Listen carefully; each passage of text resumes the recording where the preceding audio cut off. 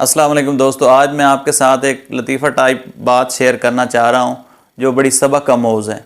کہا جاتا ہے کہ ایک مالکن کی بیٹی کی شادی تھی اور وہ جب شاپنگ کرنے گئی تو اس نے دکاندار سے کہا کہ کوئی اچھے سے سوٹ دو مجھے، تو اس نے سارے اچھے والے سوٹ اس کو دے دیے اور دکھا دیے۔ جب اس نے ساری شاپنگ کر لی تو اس کے بعد اس نے کہا کہ ایک تھوڑا سا کم قیمت والا بھی سوٹ مجھے دے۔ تو دکاندار نے کہا کہ یہ کس لیے چاہیے؟ تو اس نے کہا کہ مجھے اپنی نوکرانی کے لیے یہ اس کو بھی گفٹ کرنا ہے۔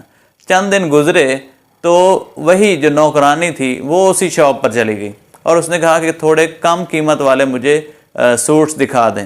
جب انہوں نے دکھائے تو اور اس نے پرچیز کر لیے تو پھر اس نے کہا کہ مجھے ایک اچھے اعلیٰ کوالٹی کا بھی ایک سوٹ دکھا دیں۔ تو وہ دکاندار نے کہا کہ یہ اس میں کیا وجہ کیا ہے کہ کچھ تم نے کم قیمت والے خریدے ہیں اور کچھ ایک کہہ رہی ہو بہت اچھی قیمت والا دے دے مجھے؟ تو اس نے کہا کہ باقی جو کم قیمت والے خریدے ہیں وہ میں نے اپنے لیے خریدے ہیں، کیونکہ میری مالکن کی بیٹی کی شادی ہے تو میں نے اس کو گفٹ کرنا ہے، تو وہ میں اچھے والے دوں گی اسے۔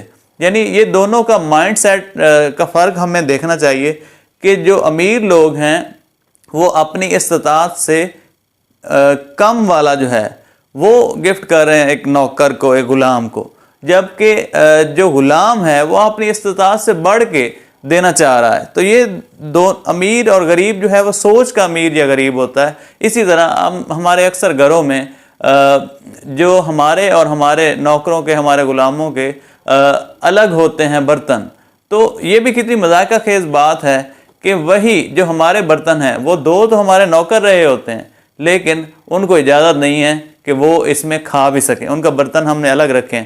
جبکہ جو ہمارے رول ماڈل تھے ان کی اگر ہم حیات دیکھیں تو ایک دفعہ حضرت علی کے جو غلام تھے حضرت قمبر، وہ دو جوڑے کپڑوں کے لے کے آئے، ایک تھوڑا اچھی کوالٹی کا تھا، ایک تھوڑا نارمل کوالٹی کا تھا۔